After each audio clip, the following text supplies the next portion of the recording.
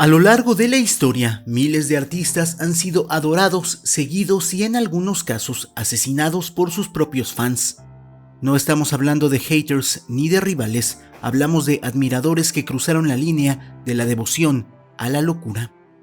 Y en este conteo recorreremos 9 casos reales de ídolos asesinados por sus seguidores, y lo haremos en orden cronológico, desde los crímenes más antiguos hasta los más recientes, para entender cómo esta sombra del fanatismo ha cambiado, pero nunca ha desaparecido. Prepárate, porque algunas de estas historias no terminan con aplausos, sino con disparos. I Goyo Destroys presenta 9 fans que mataron a sus ídolos. Número 9. Corría el año 1841 y en la alta sociedad rusa los duelos eran un espectáculo de honor y pólvora, pero también de egos inflamados. En ese escenario, uno de los nombres más brillantes de la literatura, Mikhail Lermontov, poeta, pintor y militar, vivía en el filo entre genio y la arrogancia. Era el heredero espiritual de Pushkin, otro genio caído en duelo. Lermontov había cautivado un círculo de amistades y admiradores, entre ellos Nikolai Martynov, un oficial retirado que lo veía como un modelo, un faro de brillantez, pero la admiración tiene límites y el ego de Lermontov cruzaba con frecuencia. Martynov, según los relatos, soportó durante meses las burlas públicas de su entre comillas amigo. Lo ridiculizaba por su vestimenta caucásica, por sus modales rústicos, incluso por su forma de hablar. Lo hacía delante de otros una y otra vez. Y aunque en Rusia las palabras podían herir más que las balas, también podían convocarlas. Hasta que un día Martynov ya no fue un fan, fue un hombre herido. El 15 de julio, frente a testigos, lo retó a duelo. Era una costumbre peligrosa pero común. Lermontov aceptó, quizás con la idea romántica de disparar al aire como señal de desprecio o perdón. Esa fue su última decisión, porque cuando llegó el momento, Martynov no dudó, apuntó directamente al pecho y lo mató en seco. Un solo disparo bastó para apagar a uno de los mayores talentos del romanticismo ruso. Tenía solo 26 años. Muchos dicen que Lermontov fue víctima de su propia lengua, otros creen que Martynov solo fue el dedo que apretó el gatillo de años de humillación, pero lo que está claro es que esa bala no solo mató a un hombre, mató la línea entre admiración y resentimiento, entre el discípulo silencioso y el asesino determinado. Número 8. En el viejo oeste, donde las balas eran más rápidas que la ley, Jesse James Jesse James se convirtió en leyenda, ladrón de bancos, asaltante de trenes y veterano confederado. Era más que un criminal. Era una figura casi mítica para muchos jóvenes que lo veían como un rebelde con causa. Entre ellos estaba Robert Bob Ford, un muchacho que creció escuchando historias sobre Jesse y soñando con formar parte de su banda. Cuando finalmente lo logró, Bob no solo se convirtió en cómplice, se convirtió en fan con acceso privilegiado.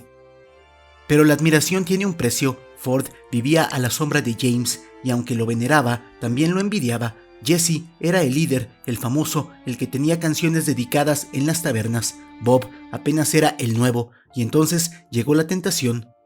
El gobierno ofrecía una recompensa de $10,000 por la cabeza de Jesse James, muerto o vivo, junto con amnistía para quien lo entregara.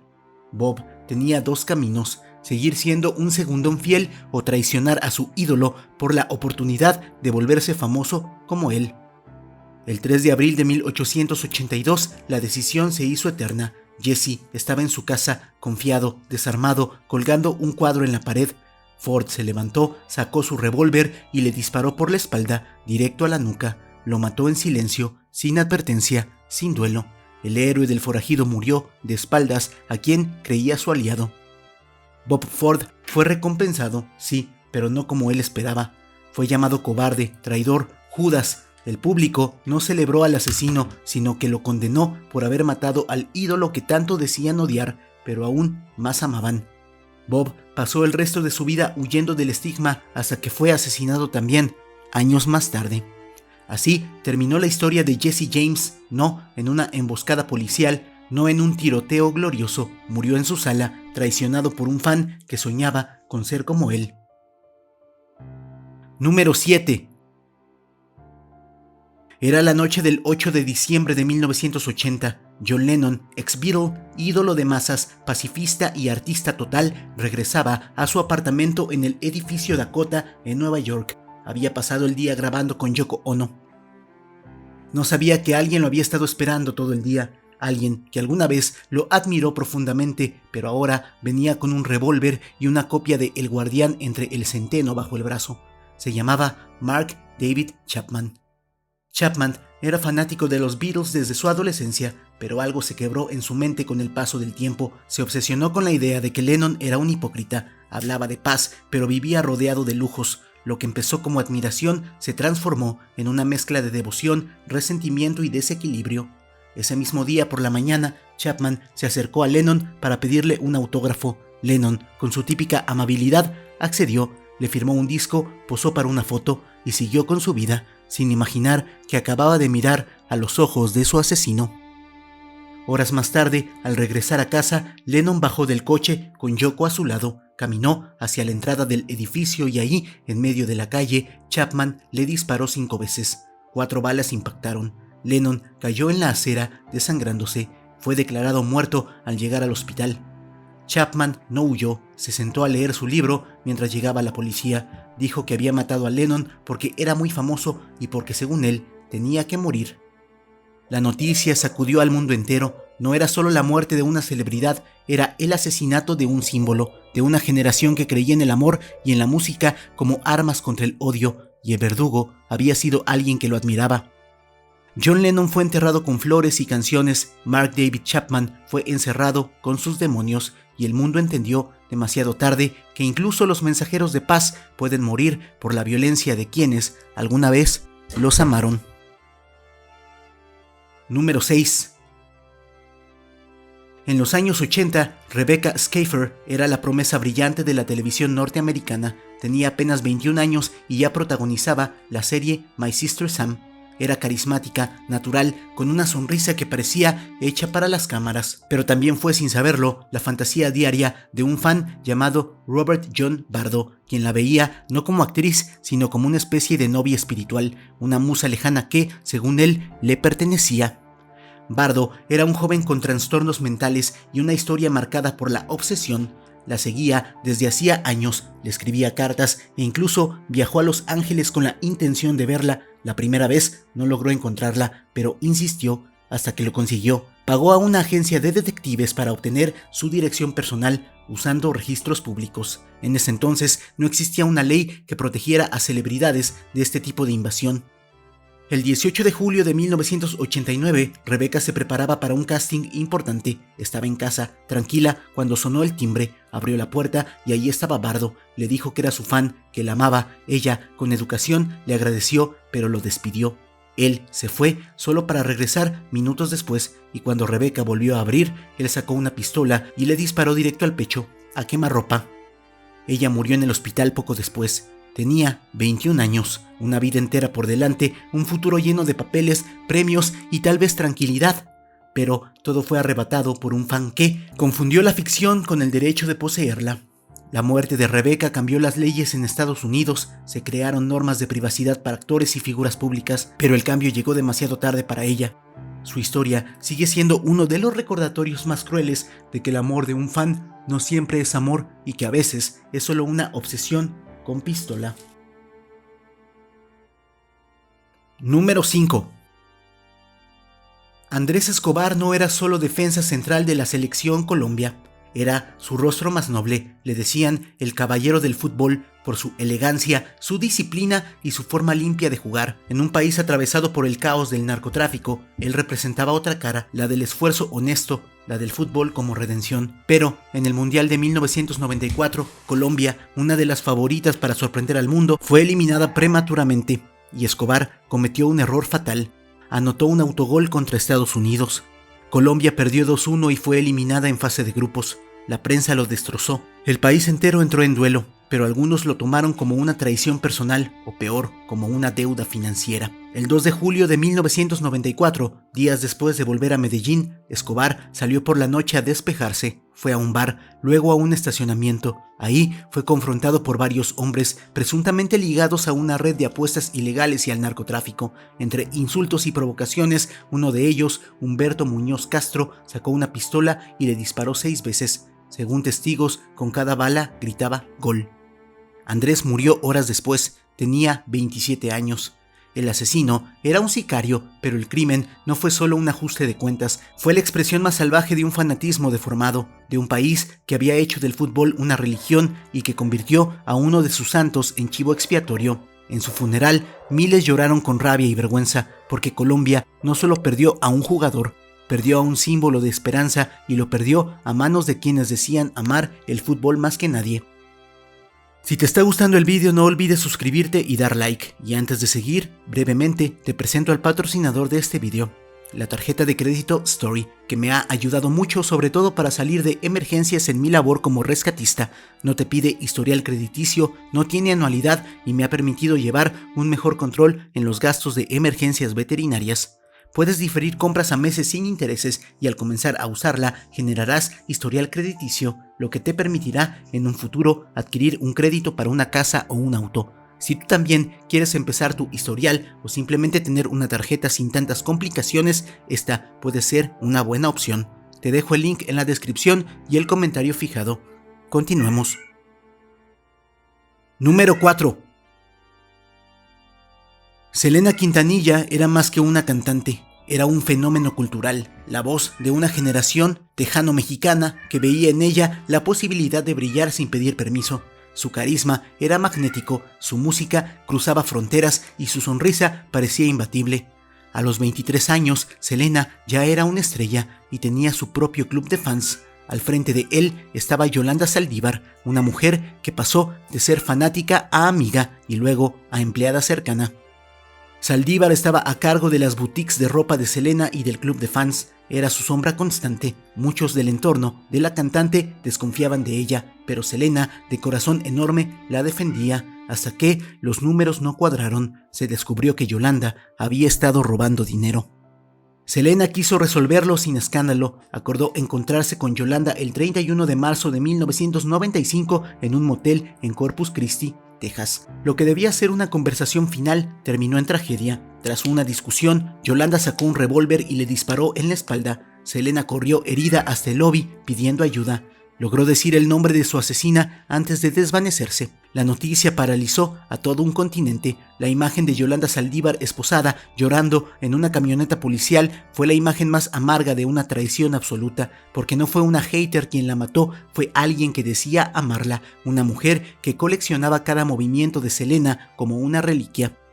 En juicio, Yolanda se declaró inocente, dijo que fue un accidente, pero el disparo fue certero, frío y definitivo, y con él se apagó una de las estrellas más prometedoras de la música latina. No la mató el éxito ni la competencia, la mató su fan número 1. Hasta el momento, Yolanda Saldívar sigue en la cárcel y fue revocado su amparo para prisión domiciliaria. Número 3. Gianni Versace no era solo un diseñador de modas, era una figura cultural, un arquitecto del exceso, del color, del poder visual. Vestía a celebridades, músicos y modelos, y había convertido su apellido en un imperio. Pero el 15 de julio de 1997, todo eso se tiñó de sangre. Fue asesinado en la puerta de su mansión en Miami Beach por un joven llamado Andrew Cunanan, un asesino serial que lo convirtió en su gran final. Cunanan ya había matado a 4 hombres antes. Era un mentiroso compulsivo, carismático y perturbado. Había crecido obsesionado con el lujo, con los círculos de poder, con la idea de ser alguien, sin realmente serlo. Y entre sus obsesiones estaba Versace. Afirmaba haberlo conocido en una fiesta años antes. Decía que eran cercanos, que compartían secretos. No había pruebas de eso. Quizás se cruzaron una vez, tal vez Gianni ni siquiera recordaba su rostro. Pero en la mente distorsionada de Cunanan, él no era un fan, era igual. O peor aún, era un rival que debía ser eliminado para que él pudiera ocupar su lugar. Esa mañana, Gianni salió como de costumbre a comprar el periódico. Regresaba caminando cuando Cunanan, esperándolo en la calle, le disparó 2 veces en la cabeza. a sangre fría, sin decir una palabra. Luego huyó y se escondió durante 8 días, hasta que se suicidó en una casa flotante. Nunca dejó una carta. Nunca explicó por qué lo hizo. El FBI calificó el crimen como parte de su espiral homicida, pero para muchos, Versace fue el trofeo, el asesinato simbólico de un fan perturbado que no podía aceptar, admirar desde abajo. Quería ser como Gianni, pero como no pudo, lo mató. Así murió una leyenda de la moda, no en la pasarela, no en la portada de una revista, sino en el suelo de su propia casa, bajo las balas de un fanático que confundió obsesión con destino. Número 2. Dimebag Darrell, guitarrista de Pantera y más tarde de Damageplan, era considerado uno de los músicos más influyentes del metal moderno. Con su técnica virtuosa y su estilo salvaje, era idolatrado por millones, pero no todos los fans admiran de forma sana. Algunos creen que tienen derecho a dictar el destino de su ídolo, y uno de ellos decidió convertir un concierto en una ejecución. El 8 de diciembre de 2004, exactamente 24 años después del asesinato de John Lennon, Dimebag subió al escenario del club Al Rosa Villa en Columbus, Ohio. Era una noche más de riffs, sudor y pasión, hasta que Nathan Gale, un ex-marine con historial de trastornos mentales, irrumpió en el recinto con una pistola semiautomática, saltó la valla, se subió al escenario y disparó a Dimebag a quemarropa en la cabeza frente a cientos de personas. Gale no se detuvo, mató también a otras 3 personas, entre ellas a un fan que intentó salvar a Darrell. Mantuvo como rehén a un técnico de sonido hasta que un oficial de policía lo abatió de un disparo en la cara. La masacre duró menos de 5 minutos, pero el trauma quedó para siempre. ¿Por qué lo hizo? Algunos testigos dijeron que Gale gritaba que Pantera se había separado y que arruinaron su vida. En su mente enferma, culpaba a Dimebag de su ruptura de la banda. Era como si el fan no pudiera tolerar que su ídolo cambiara y que evolucionara, y al no poder controlar su arte, decidió controlarlo con un arma. Dimebag murió haciendo lo que amaba, tocar la guitarra, pero el escenario que debía ser un altar se convirtió en su tumba, y la distorsión que marcó su estilo fue superada solo por la distorsión de la mente de un fan que confundió el dolor con justicia. Número 1. Christina Grimmie no era solo una cantante, era una de las primeras estrellas en nacer de YouTube, construyendo una base de fans desde su cuarto, con su teclado, su voz limpia y una energía que desbordaba ternura. Luego, su participación en The Voice la catapultó al estrellato. Era joven, talentosa, cercana y sobre todo accesible, y ese fue su punto más fuerte y su perdición.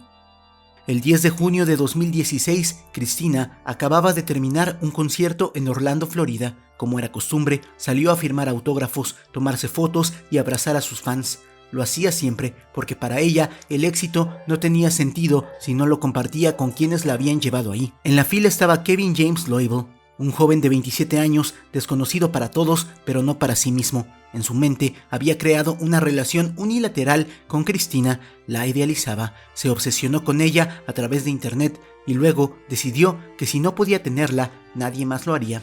Cuando llegó su turno, Christina abrió los brazos para abrazarlo. Él se acercó y en vez de corresponderle, sacó una pistola y le disparó varias veces a quemarropa.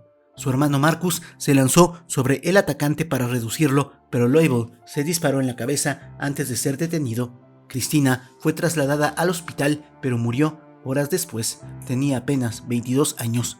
El caso estremeció al mundo, no solo por la tragedia, sino por la forma en que lo real y lo virtual colisionaron brutalmente. Christina Grimmie era una figura pública nacida del internet y su asesino era el producto más retorcido del mismo fenómeno. Un fan sin rostro, con acceso ilimitado a su vida hasta que decidió ponerle fin. La pregunta que quedó flotando fue: ¿qué tan cerca debe estar un ídolo de sus seguidores? ¿Dónde termina el amor y dónde comienza la obsesión? Christina quería estar cerca de todos y uno de ellos aprovechó esa cercanía para matarla. Y ahí lo tienen, 9 casos donde la admiración cruzó la línea, se contaminó de obsesión y terminó en tragedia. Porque no todos los fans quieren un autógrafo, algunos quieren posesión, algunos confunden cercanía con derecho y en los rincones más oscuros de la mente, donde la frustración se mezcla con la devoción, nace algo peor que el odio, el fanatismo ciego que mata. Selena, Lennon, Christina Grimmie, nombres que marcaron generaciones, ídolos que creyeron en su público y que murieron por abrir la puerta, por confiar, por ser accesibles. Tal vez ese sea el precio de brillar demasiado cerca de la gente, que alguien confunda la luz con un faro personal y decida apagarla. La palabra clave para saber que llegaste al final del video va a ser ídolo. Si el video te gustó, dale like, compártelo, suscríbete, sígueme en mis redes sociales. Las puedes ver en pantalla y las encuentras en la descripción. Apoya el canal para aparecer aquí al finalizar los videos. Por mi parte, todo sería todo. Yo soy Aigo Yo Destroys. Tengo los mejores seguidores del mundo que son ustedes. Muchas gracias. Pum, pum.